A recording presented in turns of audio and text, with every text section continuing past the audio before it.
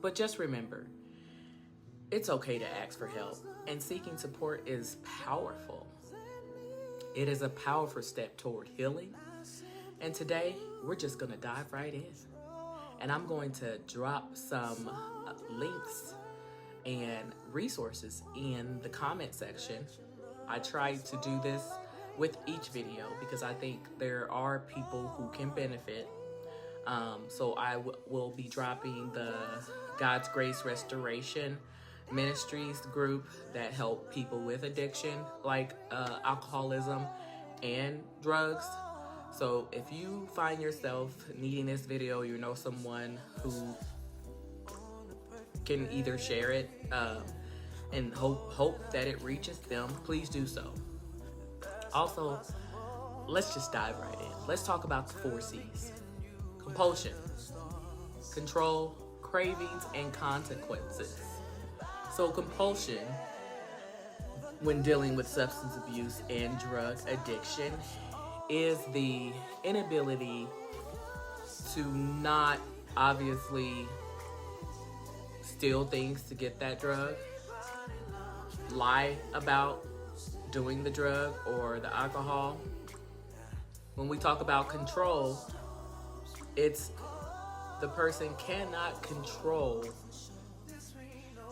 themselves when it comes to the drug. So they're going out and getting it by any means necessary. Also, cravings. Cravings, just like anything else we might love when it comes to food. You crave the substance that you are trying to get away from. So you can't stop thinking about it. And then sometimes you let your thoughts overcome those actions, and then you go out and get the alcohol or the drug. And then, of course, consequences is the last one.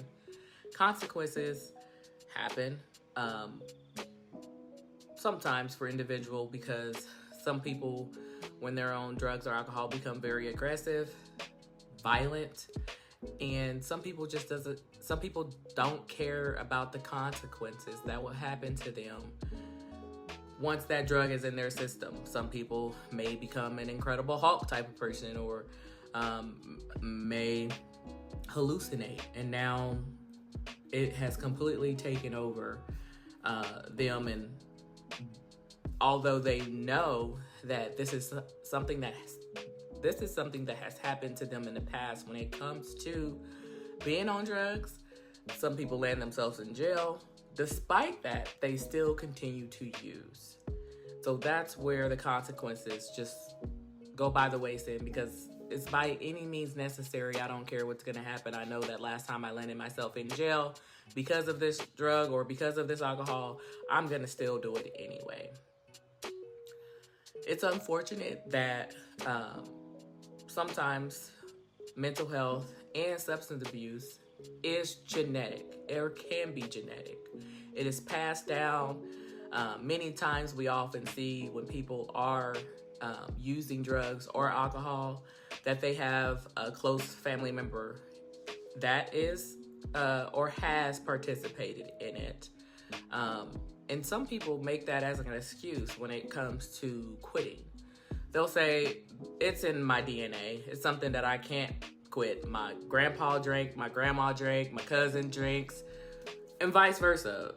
My dad did drugs, my mom did drugs. Like, they use these things as weapons to say, this is why I behave and do the things I do, because it is hereditary, has been passed down on me.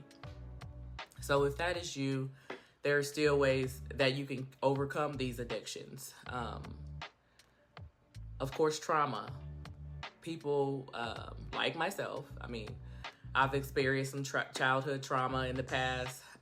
Nothing to the effect of, it was so debilitating that, obviously I'm here today and I'm talking to you guys about mental health and substance abuse.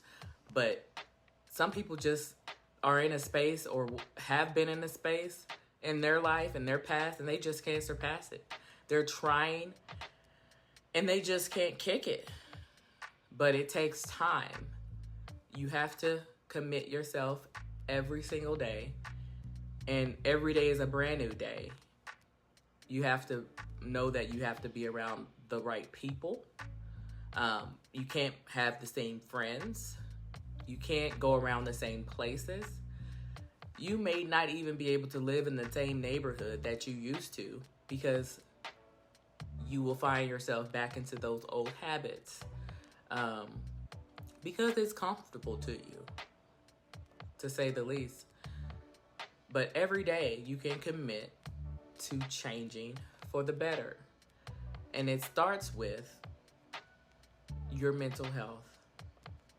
What's going on to where you're having to self-medicate? Start there. Which most therapy sessions will oftentimes do a self-assessment to where you can figure out, or help you figure out, where some of these issues might arise from, so they can better be able to serve you. Same with drug assessments. Let's see how often you use, when you use, what happens, what triggers you to use. We have to start at the core of these concerns to address them, to help people recover. And if you are suffering today, just know that there is help. I have plenty of resources that are also available. They're right in our community, our local communities. And if you don't think that you can find some, or don't know how to begin, please send me a direct message and I can link you to some resources in your area. If you don't know, I'm here in Kansas City, Missouri.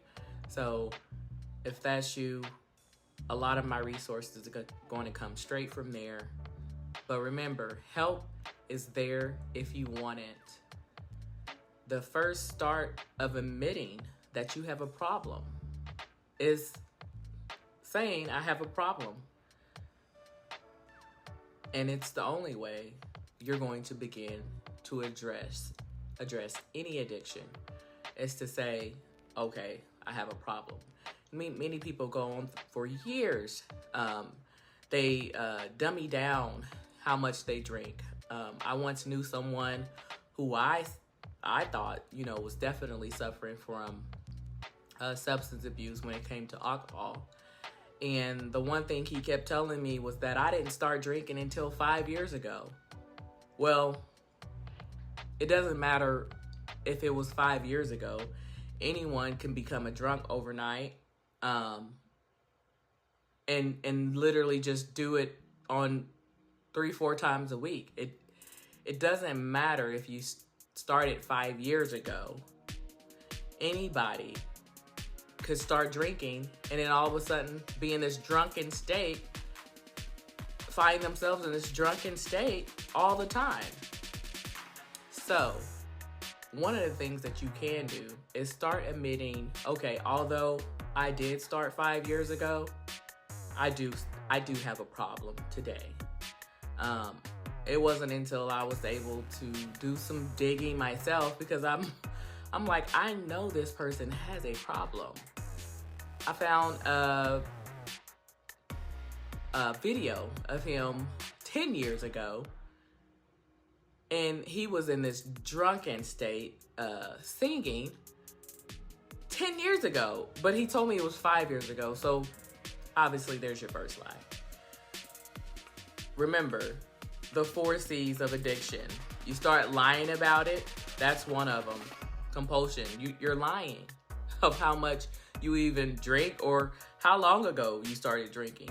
That is a problem. So again, I don't want to keep you guys long, but I wanted to find the connection between mental health and substance abuse, because there is one. Some people choose not to drink or use drugs. They just go through certain things to where they step out and they'll receive some type of therapy or counseling services. Others will find other ways to deal with their concerns by self-medicating with drugs or alcohol. And again, if you find yourself in a situation where you don't know what resources are going to help you, you don't know where to begin, you don't know where to start, please send me a direct message and I will help you get connected to a resource. My name is Lana, and I thank you for watching. Peace, love, blessings.